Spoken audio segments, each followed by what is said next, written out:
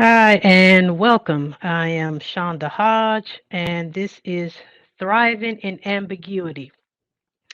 I am a African American female. I have on a black multicolored shirt. I have curly hair and I have brown skin. Thank you all for joining. I really want this session to be interactive. And so if you have questions, you can either post them in the chat or you can actually come off mute and ask your questions. But I do want this to be an interactive session. So I'll take questions, of course, during the session, but also at the end.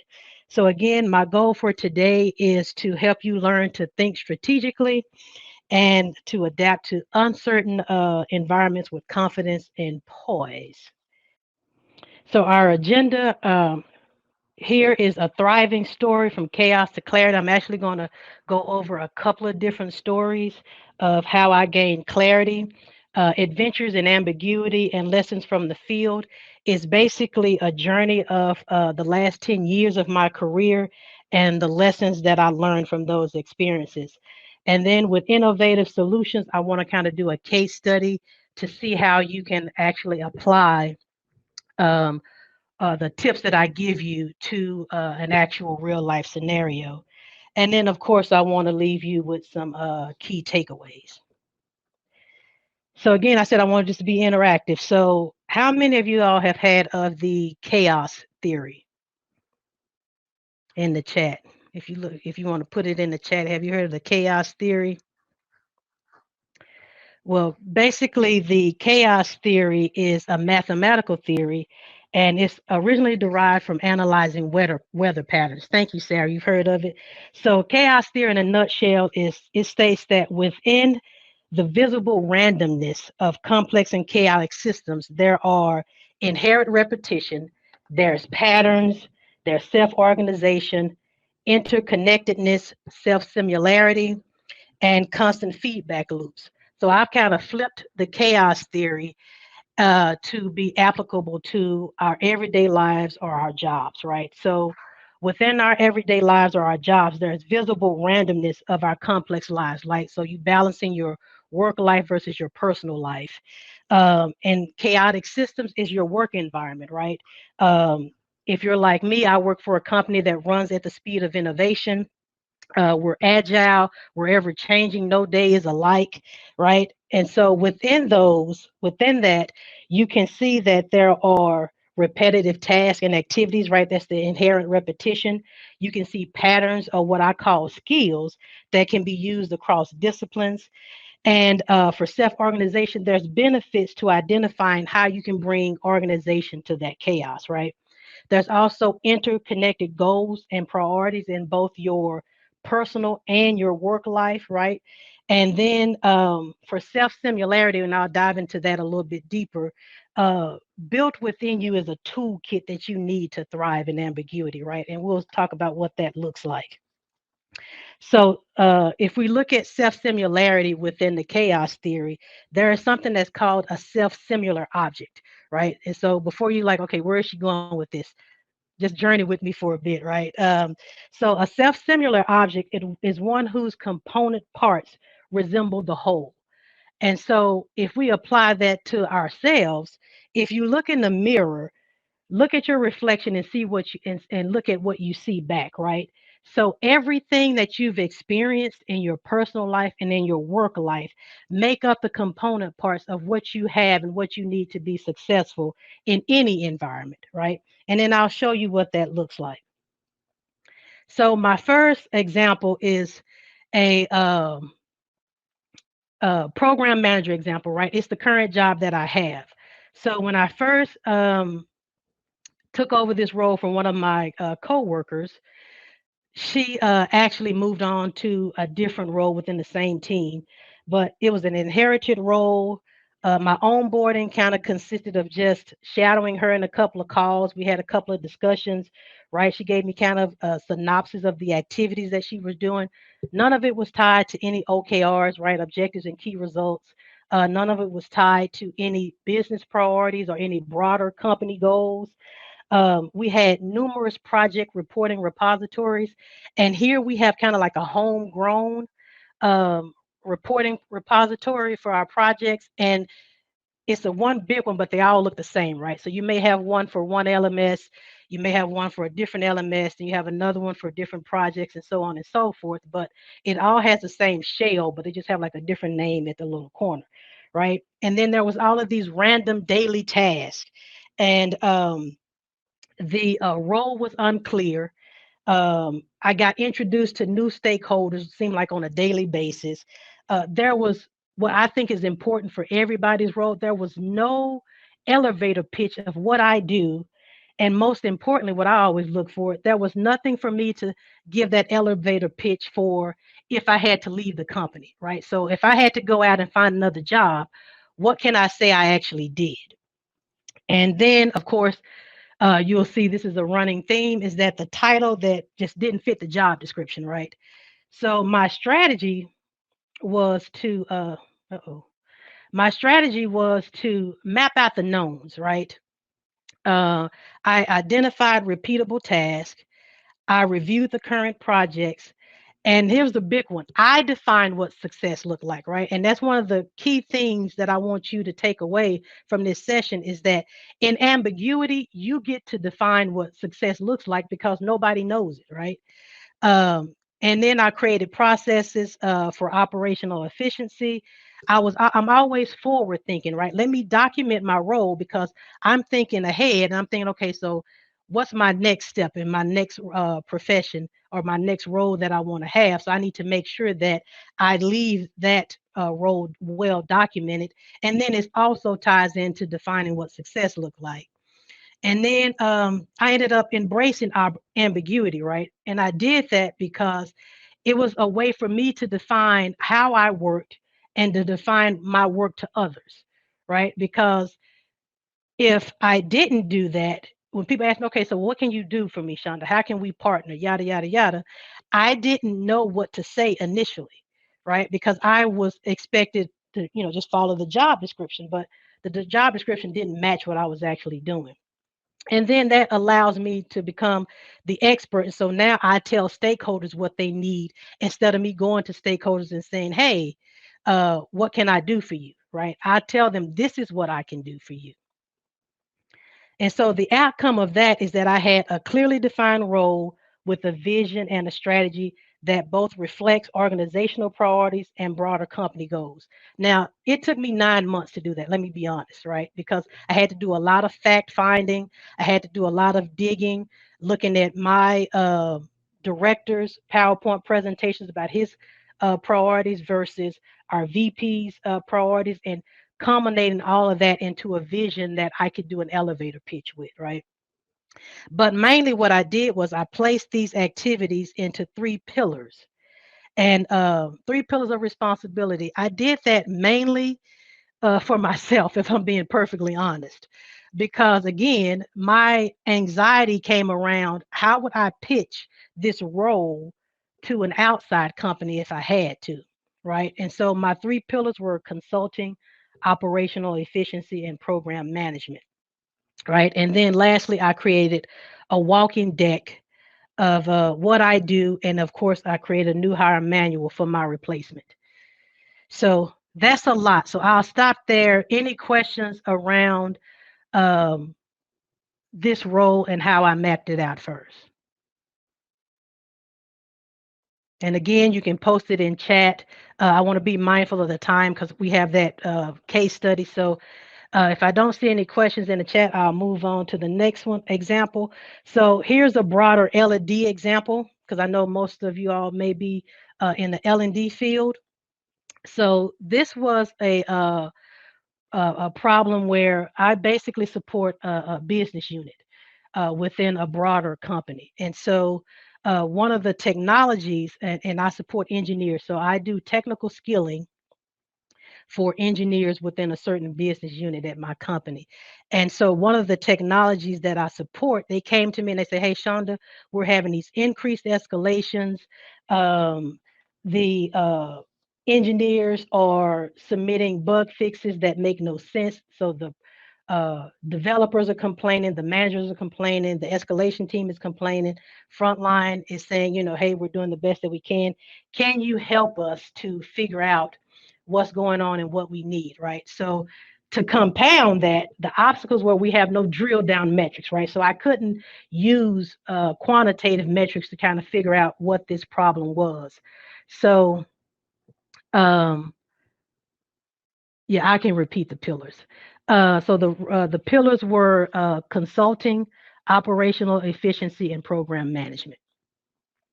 So, but again, the obstacles were we didn't have any drill down metrics, right? Because we were on a hybrid ticketing platform, and the current platform that they were on didn't have any drill down metrics. So the managers went so far as to try to have the engineers to tag the cases with specific topics so that they can get more drill down metrics. But of course, we're a global company and it could only be done regionally because they couldn't force, I should say locally, they couldn't force the other regions to do it. So it was a fallacy in the metrics, right? So basically, what I did was I reviewed the current content that they had. But then I also created focus groups, right? I talked to the escalation team, I talked to the development team, I talked to the frontline engineers, and I talked to the manager and said, okay, where's the gaps, right? Where are we missing? Because everybody's telling we have all this wonderful documentation, but the engineers weren't getting it. So the outcome of that was that we created an updated learning path, right? And we created a skills based assessment and lab um, so that we could upskill the engineers on this particular SME area of this technology. So the outcome of that is that we had cross skilling because we could use the same content to cross skill engineers from other technologies within this one. We also upskill those frontline engineers and we decreased the escalations, right? And we ended up winning a customer impact award because we of course decreased the escalations and the bug submissions were much more robust. So again, um, just an L&D example of how you take something that's really ambiguous when you have all of these different obstacles and how you can come to a drill down method of affecting change basically. Right. So adventures in ambiguity. If you look across all four of these jobs, at the very top, you'll see the titles that my all of my external titles, right? Internal titles, especially with job number one, it changed. It seemed like every 2 months, and I think I was there for almost 2 years. But at the bottom, you can see the overlapping skills that I had in each and every job. And so what I'm saying is that as you're working on every job, and even you can take stuff from your personal life, as you're working these jobs, there are going to be transferable skills that you will continue to build upon that you can use for every role.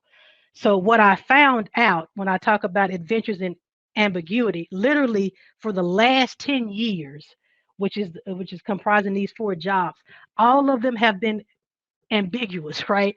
They've never matched the job description.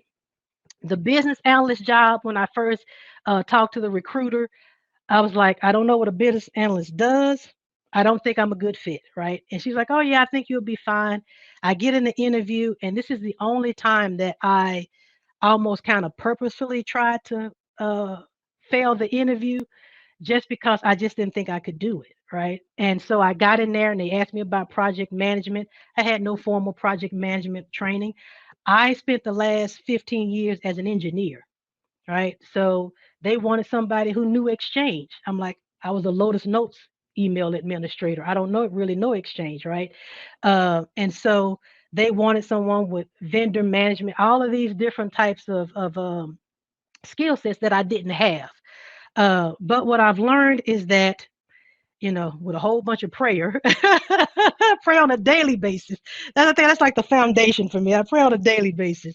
But there are always skills that I've learned that I've been able to apply to each role. And so every role that I've been in has been ambiguous. I've always had to define what the role is, I've always had to define what success looks like. And so when I'm talking about that self similarity example where you have everything in you to not only survive, but to thrive, look at building those transferable skills. And all of those skills make up the component parts that you need to thrive in ambiguity. And so basically, what I've learned is that ambiguity is just an opportunity for growth and innovation, right?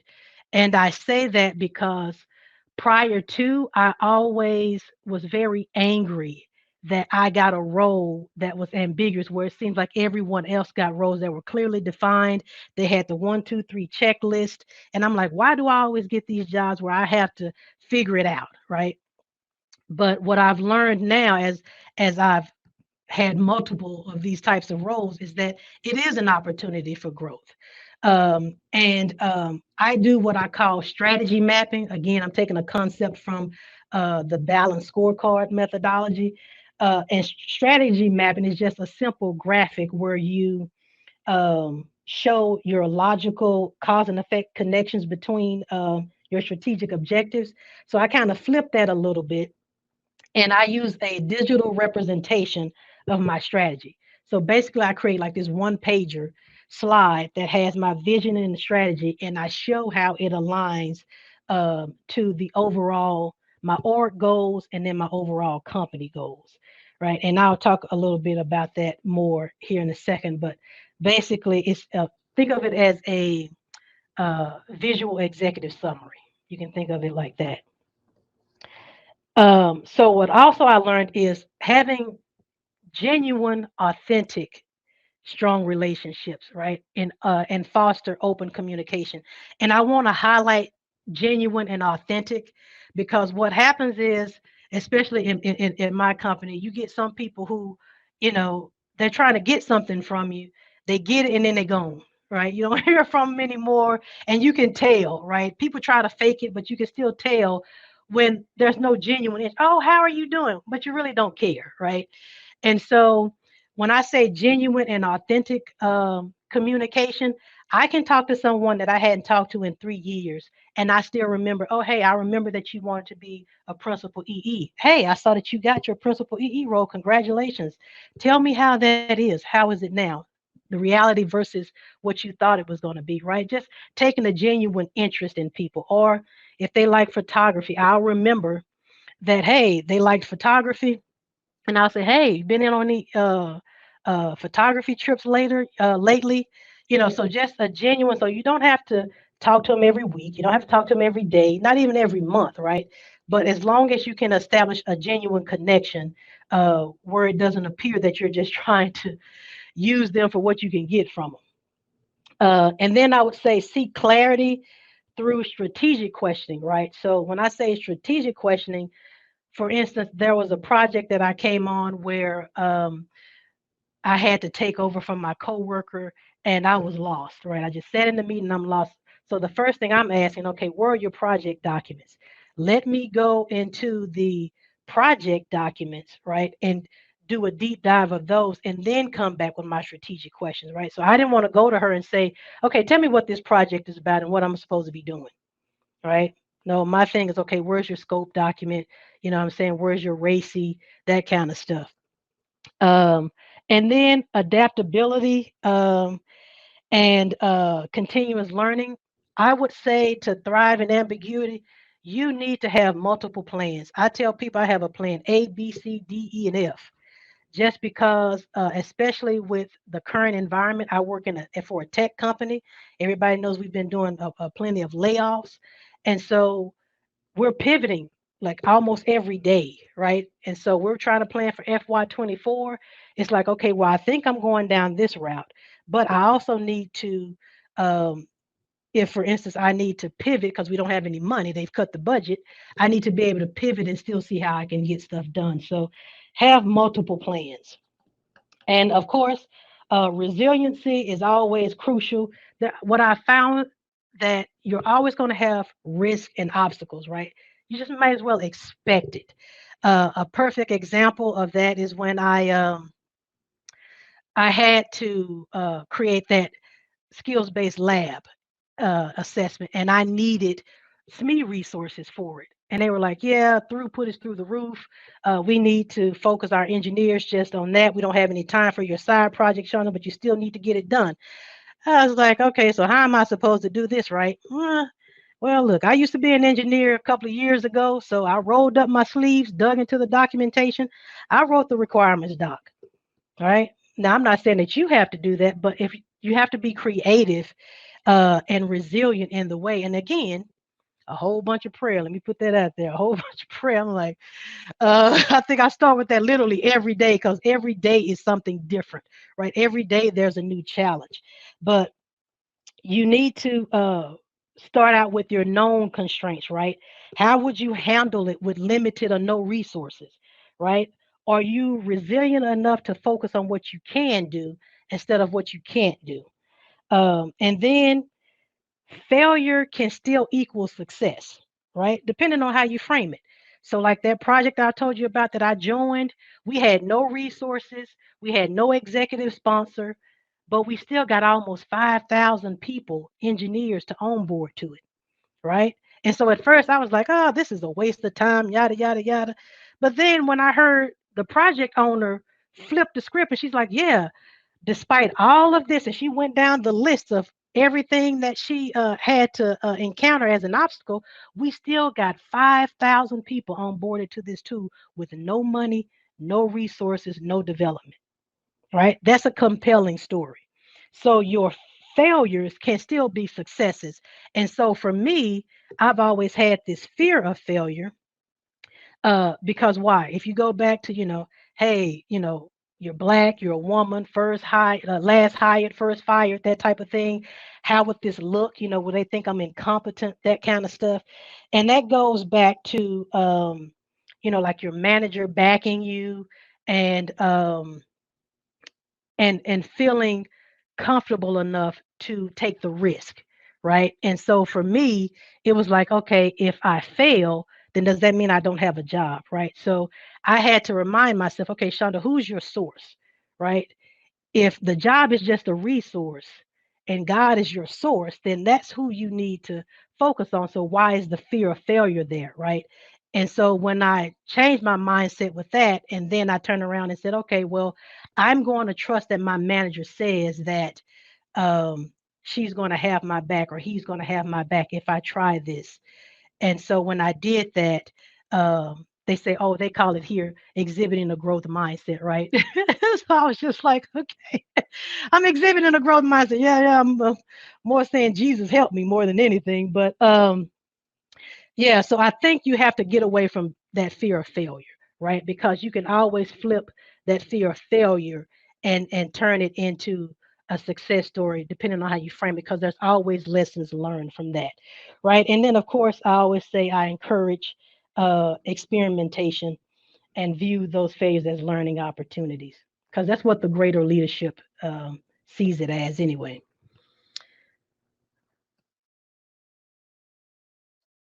Okay, so this is where I want to kind of um, do a interactive case study. So you know, uh, we've talked about, defining your, doing strategy mapping. We're talking about, being resilient. We've talked about all of this stuff. So let's see if we can kind of put it into practice. So this is a case study, and you can either put your answers in chat, or you can actually come off a mute and we can have a discussion about it.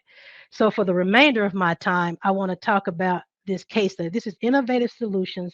This is Tamia. Tamia is a new program manager.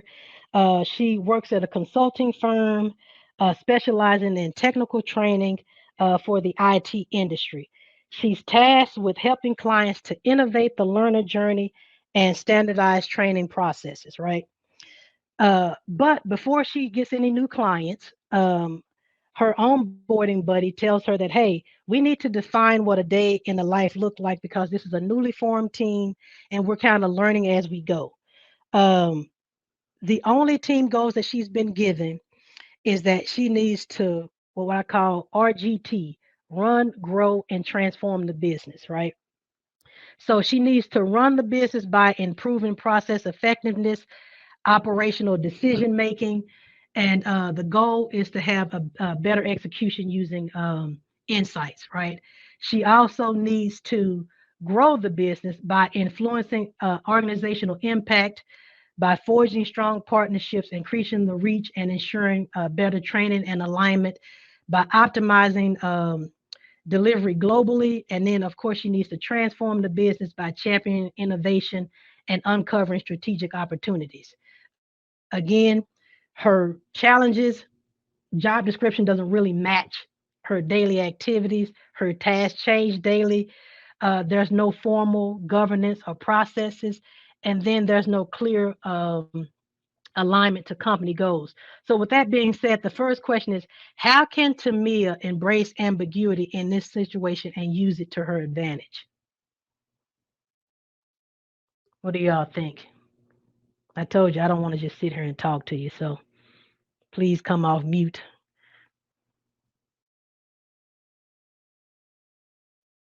or at least put it in the chat. How do you think she can embrace ambiguity in this situation and use it to her advantage?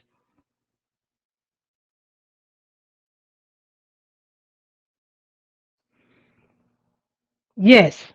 Yes, Bridget, she can define what success looks like in her particular role. Yes, Darren, show her dexterity. Yes, I like that. She can show her dexterity. What else could she do? Just some practical things, do you think? Because if we look at what defining success looks like, if you were her, where would you start?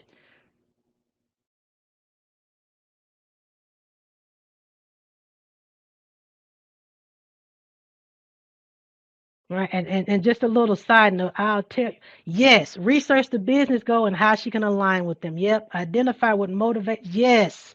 Yes, Caleb. Yes, Lynette. Yes, all of those things, right? She can do all of those to figure out where she should start. And I like research the business goals. That would be the first thing I would do, right? Because we get to run, grow, and transform, but those three items there really doesn't give you any insight into the business goals, right? Yes, Chantel, what outcomes do they want? Right? I love that. I always start with what else. I also find out there's some sort of metric. Yes, metrics are always key, right? Should she be moving the needle for her clients, right? So what's her baseline for her clients? That'd be one of the things I would want to know, right? Before I took on any clients. What's the baseline of what we're trying to move? Um, thank you. Awesome. What about how can she begin to build her network? She's new, the team is new. What do you think she could do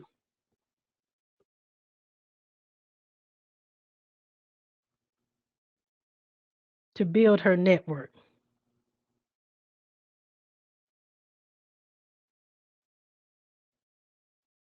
Yeah, have lunch with different people.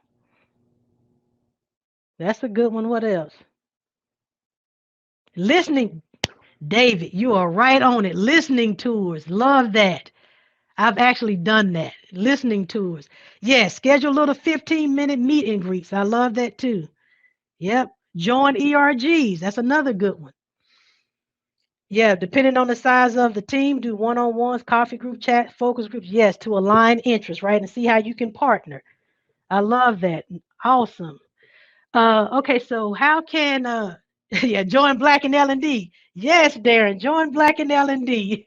That's a good one.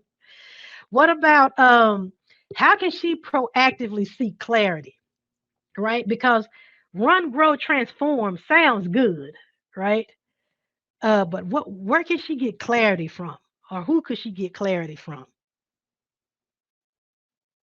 do you think?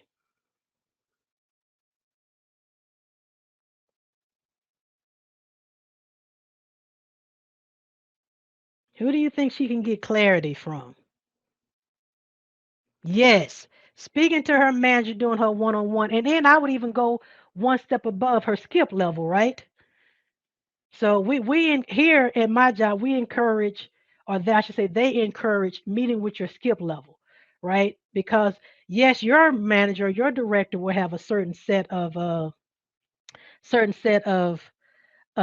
priorities, right? But what's the bigger or priorities, right? And make sure you have alignment there. Write out what she believes it means and confirm yes with the one who wrote the job. And yes, I love that, Caleb. I've done that too, right? Because what she may be thinking may not be what her manager wants her to do. Excellent.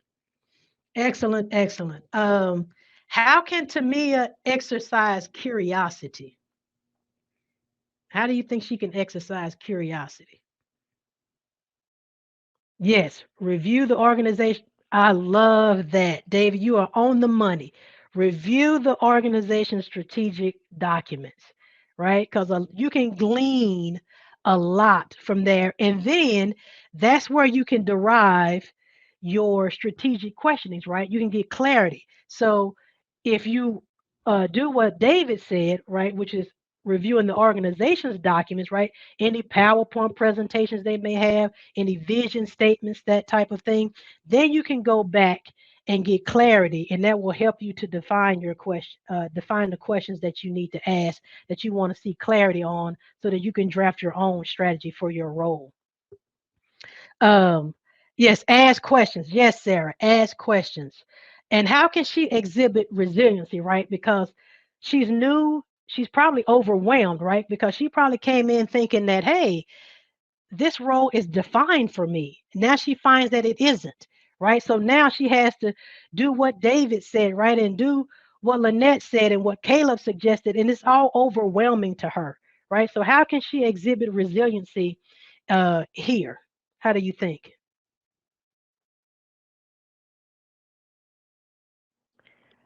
Identify her current circle of competence, the things she's good at, and build from there. Awesome. Yes, Bridget. That's really good. Yes. That's a good one. What else could she do you think?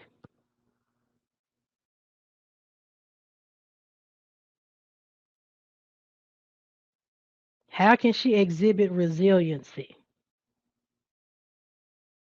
Something that I'm sure you all do, but you probably you probably don't think about it on a daily basis. I'm hoping that you're doing it, right? What about exercise and self-care, right? Part of being resilient is knowing when you need to take a break, right? I'm a big proponent of what I call gatekeeping my peace, right? I tell my manager, I tell my VP, I gatekeep my peace and I do not apologize for it, right? And to exercise resiliency, you need to also do self care. Yeah, seek out a coach or a mentor. Excellent, Kimberly. If she makes a mistake, yeah, get feedback, right? Um, and I always tell people, they have a saying here at my job, feedback is a gift. And I always counter that with constructive feedback is a gift, right? Because if you just don't like me, there's literally nothing I can do about that, right? I can't change who I am. But if you come to me and say, hey, Shonda, the way you presented this, I felt this type of way, that's something that I can action, right? So, yes, feedback should be great, but feedback needs to be actionable, right? Um, so, great. So, and what could success look like for Tamia? So, based upon what David said and Caleb said and Sarah said, what could feedback look like? What could success look like for Tamia?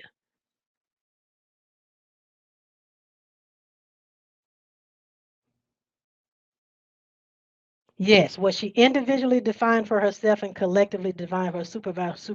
Yes, exactly, right?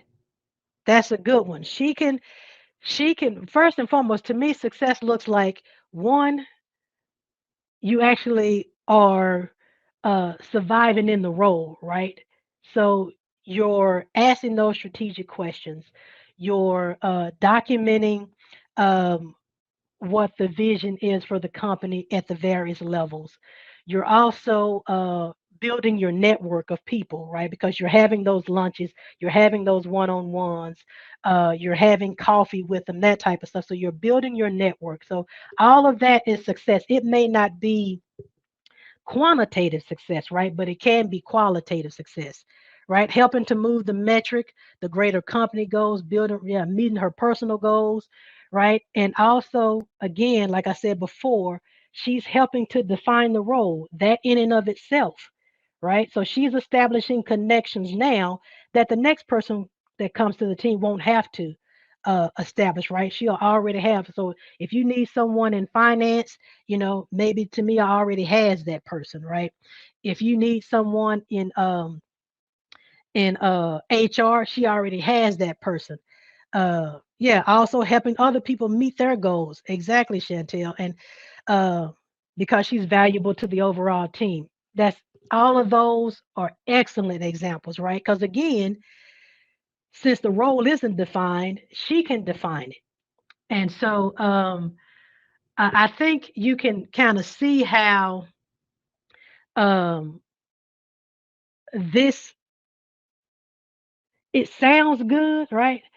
And I'll let you know a little secret. This is actually my role before I got into the role that I'm in now, right? So, and I came up with the run, grow, transform because initially the role was supposed to be delivery excellence, right? And we were supposed to make sure that training was efficient. We were supposed to define processes.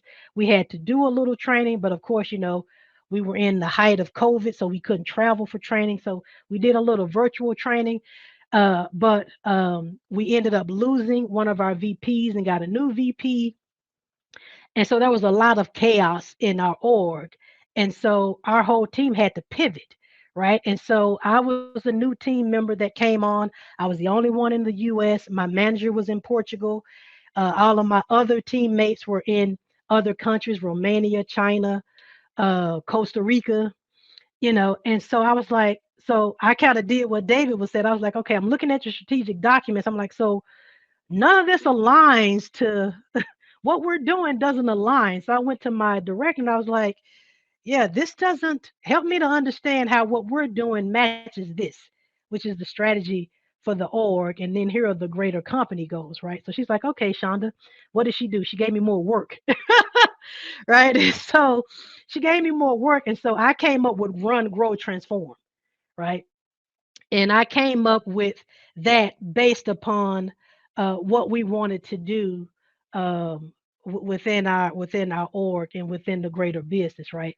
So the objectives and that kind of stuff came from, of course, the broader company goals, but the run, grow, transform was my contribution, right, to the role, and that's how I define success. And I had very candid conversations with her, and I said, hey, I want to be senior learning and development consultant.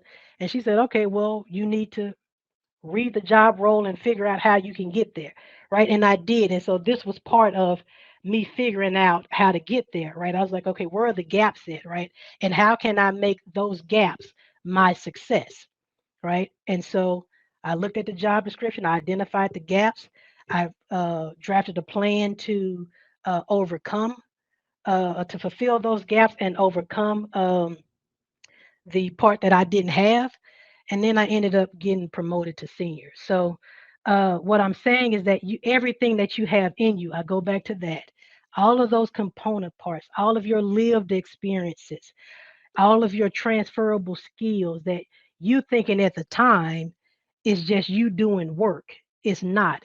It's building all of those component parts to make you that whole person so that you can not only survive but thrive in ambiguity. And so I do want to leave you with embrace ambiguity as an opportunity for growth and innovation, because that's exactly what it is, right? Create a strategy map. Yours may look different from mine, just some suggestions. Build strong, authentic, genuine relationships and foster open communication. Seek clarity through strategic questioning. Be adaptable. in life you're going to be continuously learning. So people say, "Oh, I'm tired of school." Yeah, but you're going to be at the school of life, right? So no matter what you do, you're always going to have to learn something.